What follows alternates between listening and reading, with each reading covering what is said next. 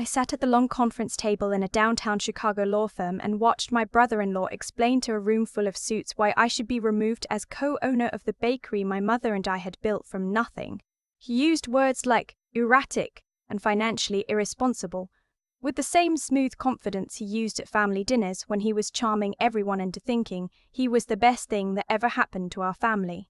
Beside him, my sister dabbed at the corner of her eye with a tissue she hadn't actually needed. My mother sat at the far end of the table, her hands folded in her lap, not looking at me. I didn't interrupt. I didn't slam my folder down or point across the table and call them what they were. I just pressed my thumb against the small USB drive in my jacket pocket and remembered the voicemail my brother-in-law had left me 3 weeks earlier. The one where he said, "We're doing this because we love you. You're not well." That was when I understood. Love wasn't the reason. It was the cover story. Before I tell you exactly how that meeting ended, drop a comment and tell me where you're listening from. I want to know who's out there. To understand why I sat silent in that conference room while my own family tried to dismantle everything I'd worked for, you have to go back 18 months. To the morning my mother had her second stroke. It was a Tuesday in February. I remember because I'd been up since 4 in the morning finishing a custom wedding cake order, and I had flour on my jacket when I got to the hospital. My mother, I'll call her Mom because that's all she's ever been to me, the whole center of things, was sitting up in the bed looking smaller than I'd ever seen her. The left side of her face was pulling slightly downward. She tried to smile when I walked in, and it broke my heart in a way I still haven't fully put back together. The doctor told us she needed to step back, significantly. No more 12-hour days.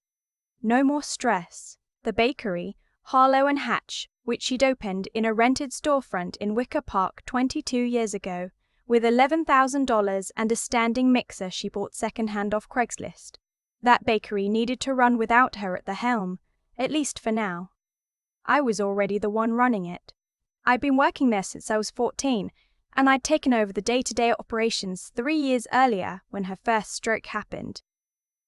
I knew every vendor, every wholesale account, every lease clause and employee schedule. The bakery wasn't just a business to me. It was the smell of cardamom in the morning and my mother humming off-key to the radio and the look on her face the first time we turned a profit in December. It was every unglamorous, exhausting, beautiful thing we had built together. My sister had been in the picture only loosely. She lived 40 minutes away in the suburbs and had a husband with a good income and 2 kids in private school, and a life that ran on a different track entirely. She came to family dinners. She showed up to the bakery on holidays to take photos for her Instagram. She was not part of the daily grind, and that had always been fine. That had always been understood. Until the meeting. 3 weeks after Mom's second stroke, my sister called me and said she and her husband wanted to sit down and talk about the future of the business. I thought she meant support. I thought she meant helping me figure out staffing while Mum recovered. I drove to their house in Oak Park on a Sunday afternoon thinking we were going to divide up tasks, make a plan, figure out how to protect the thing our mother had built. Instead, I walked into a presentation. Her husband, and I want to be precise here because what he did requires precision, had put together an actual slide deck, printed and bound. He slid a copy across their kitchen island to me with the ease of a man who does this professionally, which he does. He works in private equity. He talks about leverage in restructuring the way other people talk about the weather. The slides argued that Harlow and Hatch was being mismanaged, that the book showed inconsistencies, that I had made purchasing decisions without proper documentation, that the stress of sole operational leadership had led to what he called judgment lapses. He cited one incident where I'd cancelled a wholesale contract with a hotel chain that had been consistently late on payment for 7 months. He called it impulsive. He called it damaging. My sister sat beside him and nodded at each slide like she was watching someone explain something she already knew. I looked at the two of them across that kitchen island, at the printed packets and the color-coded graphs, and something went cold in my chest. Not anger. Not yet. Something quieter and more frightening than anger. The recognition that this had been planned for a long time, That the concerned phone calls after Mom's stroke, the offers to help however we can, those had not been love. Those had been reconnaissance. My brother-in-law wanted to be brought in as a managing partner. He framed it as a rescue. He said they were worried about me. He said the business needed professional guidance. He said my mother, once she was well enough to understand the situation, would agree. I asked him directly, did my mother know about this meeting? He said she knew they were concerned. That was the moment I understood what kind of war this was going to be. I drove home in the dark with my hands tight on the wheel and the printed packet sitting on the passenger seat. When I got inside, I sat at my kitchen table for a long time without turning on the lights. I went through the slides again. He wasn't entirely wrong about the documentation gaps. We were a small family business that had operated on trust and handshakes for 2 decades, and our record-keeping had the gaps that implied. But the framing of those gaps as evidence of my incompetence, the careful construction of a narrative where I was the problem and he was the solution, that was not concern. That was strategy. I knew they would go to my mother.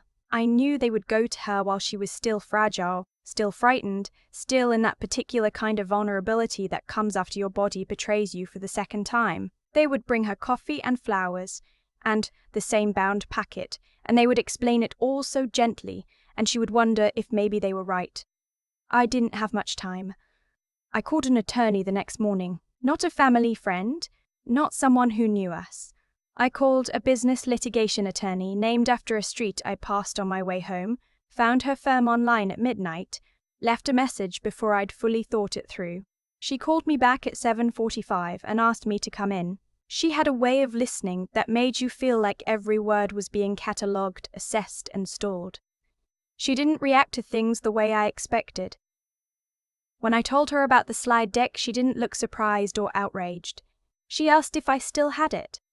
I said yes. She asked what the current ownership structure was. I told her. My mother held 60%, I held 40%, and it had been that way since the restructuring 3 years ago when I formally took on operations. She wrote something down and said, "Good, that matters." She told me to do 3 things. First, get the financial records in order, not to prove innocence, but to have the clearest possible picture before anyone else tried to define that picture for me. Second, document everything going forward, every conversation with my sister and brother-in-law, every communication, every visit. Third, say nothing that could be used to suggest I was unstable or overwhelmed. She looked at me when she said that third one. She said, "They will try to make your stress into evidence. Don't give it to them." I went home and I started. The documentation wasn't instinct. It was a choice I made in the same cold, deliberate way you make choices when the alternative is losing everything. I started keeping notes on my phone after every call with my sister, timestamps, exact phrases, tone. When my brother-in-law emailed me asking for access to the operational accounts for review purposes, I forwarded it to my attorney before I responded. When my sister stopped by the bakery unannounced one Thursday afternoon and asked one of my employees how things were really going, I found out about it that same evening and wrote it down. Then came the visit I hadn't expected. It was a Saturday, 2 weeks after the Kitchen Island meeting. I came home from a double shift. We'd had a corporate order that ran long, and my mother was sitting on my front steps. She was using the cane she'd resisted for weeks, and she looked tired in that new way she looked tired since the stroke. Like the tiredness went all the way down. She had a paper bag from the deli on the corner, the one with the good matzo ball soup, because she'd always believed food was the right way to open a hard conversation. We sat at my kitchen table and she put the soup in front of me even though I wasn't hungry, and she folded her hands around her cup of tea, and she said, "Your sister and her husband came to see me." I didn't say anything. I watched her. She said they'd told her I was struggling, that the bakery was in trouble, that she needed to think about what happened to the business if something went wrong while she was recovering. They brought flowers, she said. Carnations, which she hates, but the gesture was there. They'd been very kind, very patient. They'd left the packet. "Mom," I said, "what did you think when you read it?" She was quiet for a moment. Then she said, "I thought it was very organized." And then she reached across the table and put her hand over mine and said, But I've watched you run that bakery for 3 years. I've seen what you do every morning before anyone else gets there. I think I know my own daughter. I had to look at the ceiling for a second, not to hold back tears. I'm past the age where I pretend I don't cry, but because what she said mattered in a way that needed a moment to settle, I told her everything. The slide deck, the attorney, the documentation. I told her that I thought they intended to push for a formal review of my management and use it to bring him in as a partner, and that once he had a position inside the business, the ownership structure would become contested. My mother listened to all of it without interrupting. When I finished, she was quiet for a long time. Then she said, "What do you need from me?" Not "are you sure?" and not "maybe they mean well." She said, "What do you need?" I told her I needed her to trust the process and not sign anything without calling me first. She promised. She meant it. I knew she meant it because she finished a soup and then made me tell her everything about the corporate order and asked questions about the new seasonal menu, like the bakery was still the most important thing in the room, which to both of us it was. The formal meeting, the one at the law firm downtown, came 6 weeks later. My brother-in-law had retained a business attorney. He filed a formal request for a financial review under the operating agreement, a right that technically existed in the document, though it had never been intended for this. The meeting was framed as a mediation, a chance for all parties to come to the table. I knew what it actually was. I sat across from them in that conference room with my attorney beside me, and I let them present first. My brother-in-law was polished. He'd clearly rehearsed. He talked about fiduciary responsibility and operational risk and the health of the business going forward. He used my mother's stroke as context, and something in me clenched when he did it. But I kept my face even. My sister spoke briefly. She said she was worried about me. She said she loved me. She said this was hard for her too. She did not look at me when she said it. Then my attorney opened her folder and placed a single document in the center of the table. It was a signed letter from my mother. It clarified, in precise legal language, that the financial review request was not authorized by the majority shareholder. It stated that the operating agreement required majority shareholder consent for any formal operational review initiated by a minority interest holder, and that consent had not been given and would not be given. It also noted that 3 weeks prior, my brother-in-law had emailed me directly requesting access to the operational banking accounts, a request that constituted an unauthorized attempt to access proprietary business records. My attorney had printed that email. It was attached. My sister's lawyer looked at the document. He looked at my brother-in-law. My brother-in-law opened his mouth and then closed it. My attorney set a USB drive on the table. She said, "Before we continue, there's something you should hear." She had brought a small speaker. She plugged in the drive and pressed play. It was a voicemail. The one my brother-in-law had left me 3 weeks after the Kitchen Island meeting, when I hadn't responded quickly enough to one of his emails. The one where he said, "Look, we can do this the easy way or the hard way. Your mother is still recovering and she's going to need help making decisions. We're going to be that help whether you cooperate or not. I'm doing this because I care about this family." He paused on the recording. "But you should know, I've talked to an estate attorney about what options exist if a business partner is deemed unable to fulfill their responsibilities." The room was very quiet. My brother-in-law said, "That was taken out of context." My attorney said, "We have the full voicemail. Would you like to hear it from the beginning?" He didn't answer. She placed a second document on the table. It was a printout of a text message thread between my sister and her husband from the week after my mother's second stroke. My sister had made the mistake of texting him from her phone while he was sitting beside her, and the thread had synced to a shared family iPad that my mother still used and that I had briefly borrowed to check a vendor email when my phone died at the hospital. I had seen the thread by accident. I had taken a screenshot before I understood what I was reading, and then I had understood what I was reading, and I had taken several more. The texts discussed the bakery.